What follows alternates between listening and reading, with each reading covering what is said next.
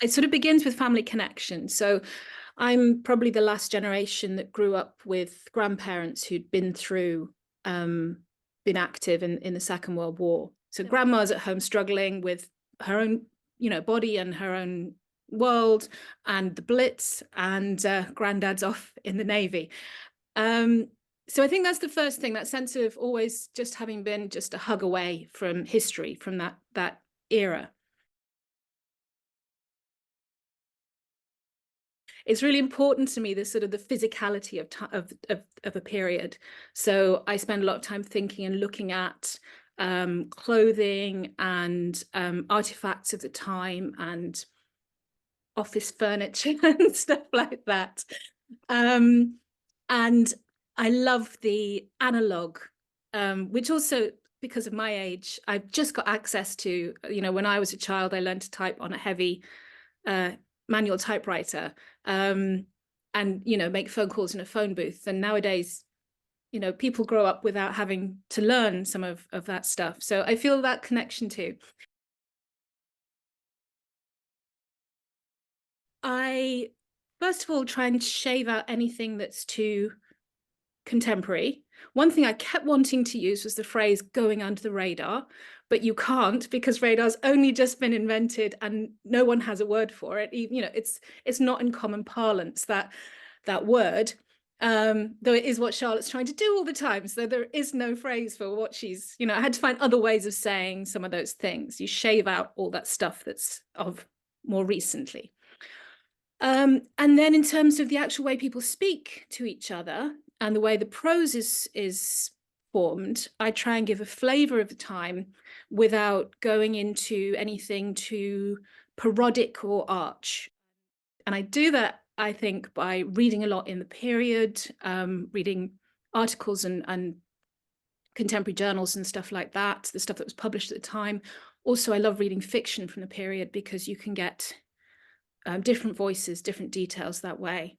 And I do love watching films, but of the period. But I'm also very aware that what you've got there is a very filtered and shaped way of interacting. That's filtered by the kinds of constraints that are put on filmmaking in the time. So people don't necessarily speak in that very clipped, formal, very careful way that they do in British film at the time.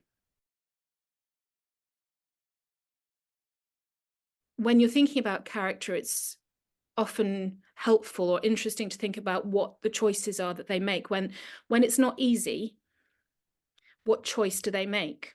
And I think probably I came upon this idea of someone of a privileged background who doesn't have to be living like that, living in the skylight rooms of a boarding house in South London while the Luftwaffe are coming in. Because that's a really weird thing to have decided. You could be elsewhere. I suppose, again, I'm sort of connecting back with other books I've written, but I wrote a book about Samuel Beckett and the Second World War. And his choices were to go back to France when he didn't have to. He could have stayed in Ireland and sat out the war safely. He went back to France and he decided to join the resistance. He made this series of extraordinary moral decisions. And Charlotte's decisions are not quite as sort of morally impressive, but they are interesting. I think that she makes these choices, and she's made this choice to be in this place. And I think really that's where she sort of bloomed from, was this idea of this person in this place, this particular kind of person occupying this odd place to choose to be. It's about the context really of living in the world. Like, we all have to live in the world. Charlotte lives in a particularly difficult time to be in the world, because the Second World War is happening. The world is exploding around her. Nothing really makes sense anymore. The world has changed. When you wake up in the morning, the city's different. These are conditions to make you under constant stress. These are conditions to make you struggle with your mental health.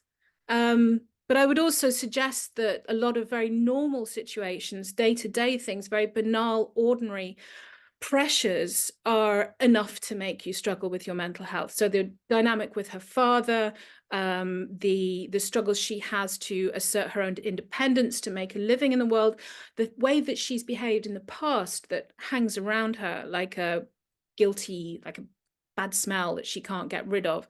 Or a sense of guilt, a sense of that she's not good enough. All these things pile on top of her. But alongside that, the world is exploding, So yes, very much so, to write about war and write about people who in no way consider themselves fit for war, ready for war, heroic. So we have Charlotte with her struggles, her mental health issues, and then we have Tom with his disabilities and how that's made him unable to meet the requirements to serve. And he knows that his brothers have been able to go off and join the army, and for him it's not an option. So all those things were tied up together.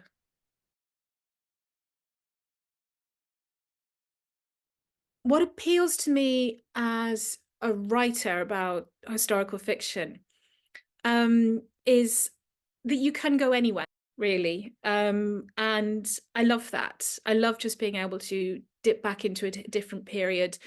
I love thinking about the clothing and the way in which a drink is served and all those kinds of time, and what food we're eating. And I'm a reader of historical fiction as well, so I can speak with authority about at least that from my point of view.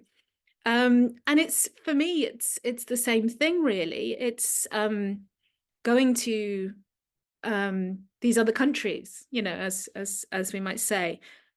For me, it's about finding a medium in which to write, not just how the characters speak, but a medium in which to write that conveys that world and conveys it in a kind of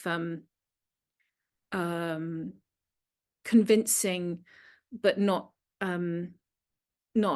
showy kind of way.